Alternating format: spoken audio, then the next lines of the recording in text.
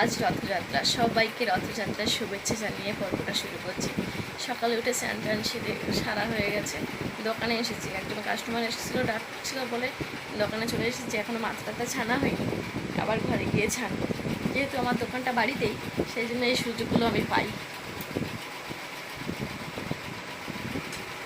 দোকান ঝাড়টার দেওয়া হয়ে গেছে।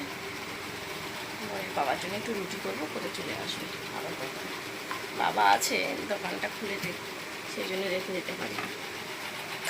মই তো স্কুলে চলে গেছে, এসএমএস করছে।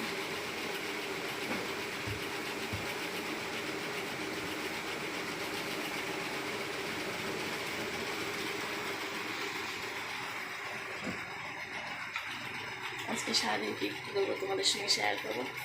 সম্পূর্ণ গল্পটা দেখতে থাকুন, আশা করি ভালো লাগবে।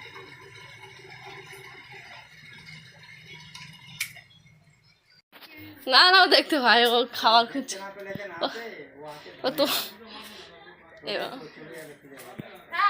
তুমি এসো। ও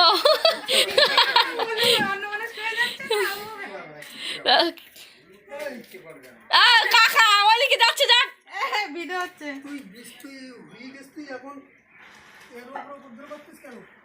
ওই দেখ শাকগুলো নষ্ট করতে হচ্ছে, শাকগুলো আমি খাবো। দেখ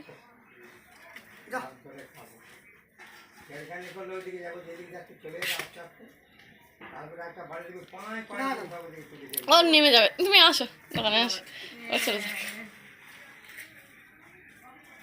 দেখো দেখো কাকা কিরকম আঘাত করলো, দেখো।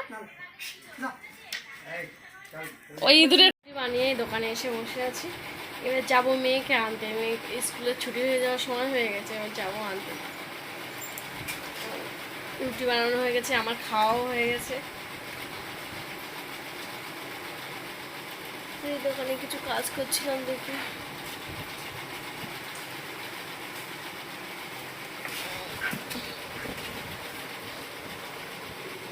তখন কি সাপ এসেছিল। ওইটা আমার সাপ, ও এখানেই থাকে।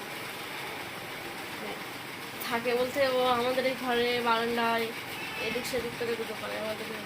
বল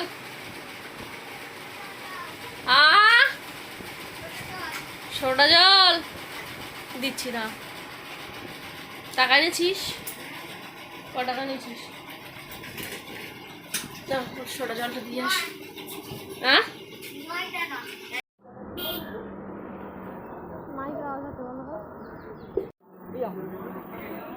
মরিকে স্কুল থেকে নিয়ে আবার বাড়ি নিয়ে দুটো খাইয়ে আবার চান করানো হয়নি, সময় হয়নি চান করানো। এই নিয়ে বেরিয়ে পড়েছি। আবারও আজকে নাটকের ক্লাস ছিল, মানে ক্লাস ছিল না আজকে এক্সট্রা। শনিবারে ওদের কোথায় প্রোগ্রাম আছে, তাই এখন রিহার্সাল হবে। সবার স্কুল তো ছুটি, যে ময়ূরীর স্কুল ছুটি নেই, তাই ময়ূরী স্কুলে গেছিলো। আর আমার জানাও ছিল না যে স্কুলে পাঠাবো না সেরকম, কিন্তু স্যার যখন ওই স্কুলে চলে গেছে তারপরে ফোন এসেছে। এই নিয়ে যাচ্ছি, নাকে মুখে দুটো খাইয়ে দিয়ে আবার টিফিন দিয়েছি, রুটি আর তরকারি দিয়ে। আমার পেট ব্যথা শুরু হয়ে গেছে না, তারও ঠিক নেই। তোমার স্কুল থেকে সবাই এরা বাড়ি যাচ্ছে। Tata bye bye. ময়ূরীকে নাটকের স্কুলে দিয়ে এসে রান্না বসিয়েছে। বৃষ্টি শুরু হয়ে গেছে, আবার কখন যাবো ময়ূরীকে আনতে ভাবছি। আসার সময় বাজার থেকে কচু নিয়ে এসলাম, কচু আলু সয়াবিন আর ব্রাহ্মী শাক দিয়ে আলু দিয়ে ভাজা হবে। অন্ধকার করে আছে বলে রান্নাঘরটা অন্ধকার হয়ে গেছে।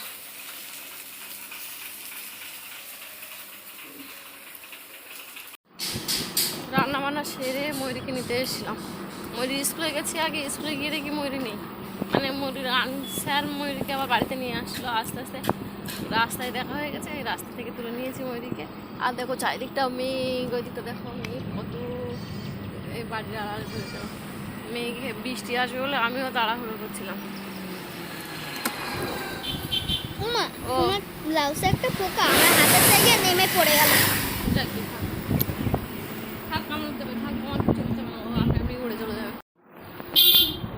বড় গাড়ি আসছে, পেছনে বড় গাড়ি আসছে। এইখানে তোমার সেই রথ বলেছিলাম না?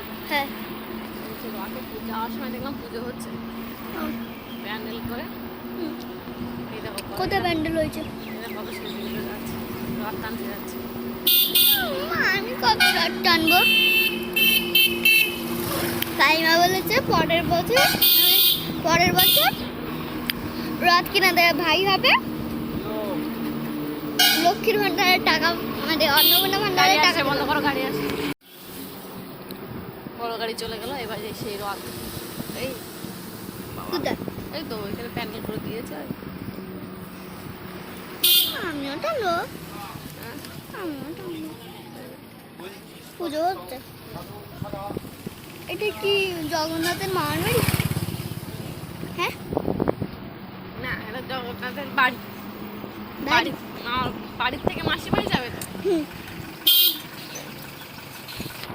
ওটা জগন্নাথের বাড়ি।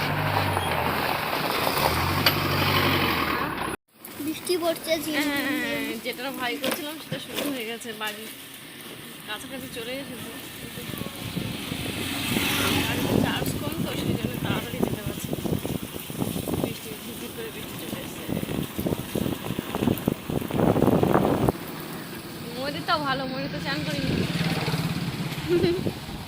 স্কুল থেকে বাড়ি যে ছুট মেরেছি নাটকের ক্লাসের জন্য। আমরা বাড়ি পৌঁছে গেছি, এবার আমি চান করব, ভাত খাবো। চলো চলো আমরা উড়ে যাই, প্রজাপতি দেখলি বাটাল ফেলাই। খেয়ে দিয়ে শুয়ে পড়েছি।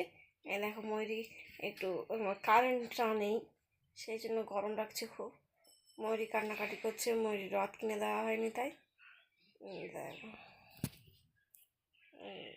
শুধু খাচ্ছ। এক্ষুনি ভালো ছিল একটু আগে, এখন বাড়ি এসে রথ কিনে দেওয়া হয়নি তাই কাটাকাটি করছে। চুপ করো চুপ করো, চলো আমরা পাঁপড় ভেজে রেখে বড় রথ টানতে যাবো। চলো চলো চলো চলো।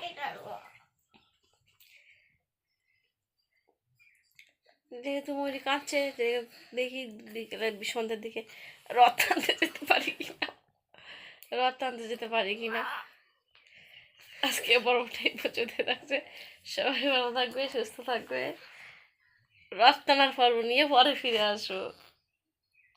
টাটা করে দাও, টাটা করে দাও।